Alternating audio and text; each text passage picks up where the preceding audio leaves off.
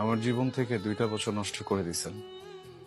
আমি কখনো আপনার জন্য শান্তিতে ক্লাস করতে পারিনি, ক্লাস থেকে বের করে নিয়ে আসছেন। আমি কখনো ফ্রেন্ডদের সাথে ঠিকভাবে আড্ডা দিতে পারিনি, সেখান থেকেও নিয়ে আসছেন। ইম্পর্টেন্ট কথা বলবেন, তাই না? এগুলো ইম্পর্টেন্ট কথা। একটা ছেলেকে 2টা বছর অপেক্ষা করানোর পরে তার হাতে বিয়ের কার্ডটা ধরায় দিচ্ছেন। তাকায় আছেন কেন বলেন না? কথা বলেন না, তাকাচ্ছেন কেন?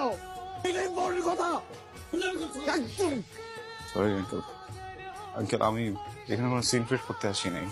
আমি জাস্ট আসছি ইম্পর্টেন্ট কথাটা শোনার জন্য। আমি ইম্পর্টেন্ট কথাটা শুনে আঙ্কেল চলে যাবো, আমি ডিস্টার্ব করবো না প্লিজ। আপনি কি চান এখানে একটা সিন ক্রিয়েট হোক?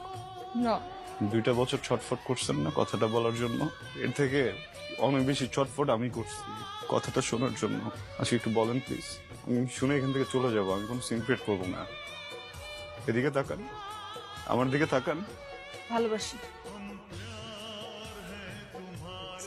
ইম্পর্টেন্ট কথা শুনলা তো না, যেটা শুনতে আসছিল? ইম্পর্টেন্ট কথা শুনলা, বুঝলা, এখন চলে যেতেছো। কি কথা বলো না কেন? কারণ আমি কিছু বলতে আসিনি, শুনতে আসছিলাম। শুনে ফেলছি, এখন ধর কোনো কাজ নেই। এখন আমি কি করব? বিয়ে করবেন, সংসার করবেন, সুখী হবেন। এত স্টুপিড তুমি? মাথায় বুদ্ধি নাই? হ্যাঁ, কিছু বুঝো না? এতগুলা মানুষের সামনে আমার ফ্যামিলি, বরপক্ষের লোকজন সবাই শুনছে কি বলছি, সবাই শুনছে। তারপর আমার বিয়ে হবে।